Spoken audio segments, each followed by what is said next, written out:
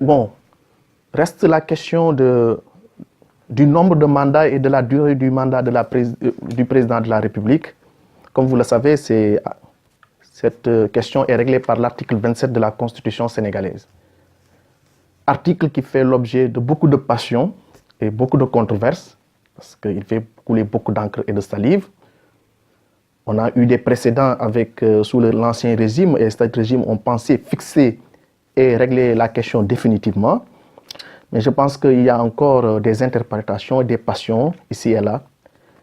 Donc moi, la seule lecture, le seul commentaire que je pourrais donner, c'est de m'inscrire d'abord en faux, et de proposer une autre lecture de l'article 27.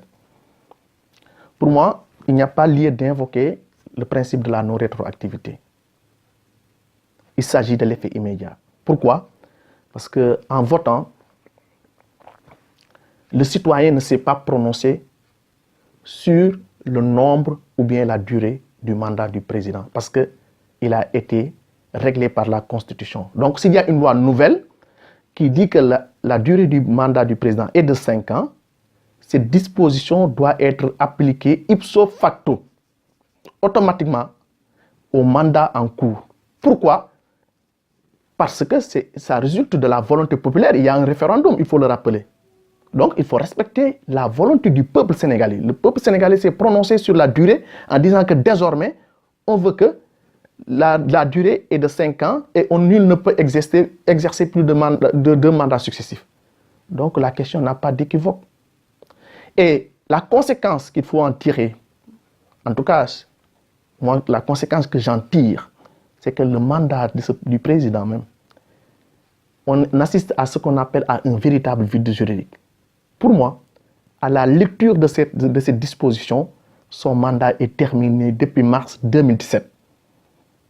Donc, faire de la surenchère en disant qu'ils peuvent avoir un deuxième mandat alors que nous assistons à un vide juridique, je pense que c'est un non-sens. Et la deuxième question, c'est-à-dire liée à la légitimité toujours du président de la République, sur un autre angle, est que le président, depuis la dernière consultation législative, c'est-à-dire aux dernières élections législatives, il n'a plus la majorité. Si on était dans une démocratie respectée et respectable, le président allait démissionner. Parce qu'on ne peut pas gouverner au Sénégal avec une minorité. Ce sont même les dispositions à l'article 2 de la Constitution, les dispositions de la Constitution à son article 2 qui dit que la souveraineté nationale appartient au peuple. Donc, si vous n'êtes plus avec le peuple, normalement, vous devez démissionner. Donc, la question du troisième mandat ne se pose pas, mais il y a une question de légitimité qui est là et qui est pesante et qu'on essaie d'éviter et que le débat doit se poser.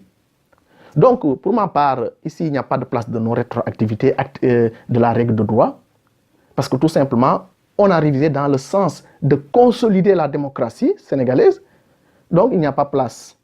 Et donc, mais je termine mon visa en faisant une invitation à mes amis juristes. Moi, je me définis, comme vous le savez tous, comme un juriste militant, mais quand même à faire plus de conceptualisation de la règle de droit, plus d'expérimentation. Parce que le droit n'est pas seulement une technique qu'on applique aux faits. Parce qu'à y regarder de près, en tout cas, un bon juriste pourrait toujours critiquer, montrer les limites de cette forme de raisonnement. Donc, moi, j'invite à ce qu'il y ait des laboratoires de droit, c'est-à-dire que la règle de droit doit émaner de nous, associer le maximum de citoyens, au lieu de faire du mimétisme. Parce que si on importe la règle de droit, on ne sait pas les circonstances qui ont concouru à son adoption. Donc le moment est venu de prendre les choses avec responsabilité, traduire nos faits sociaux, parce que la règle de droit, comme disait Jean Carbonnier, n'est rien d'autre qu'un fait social transformé en norme.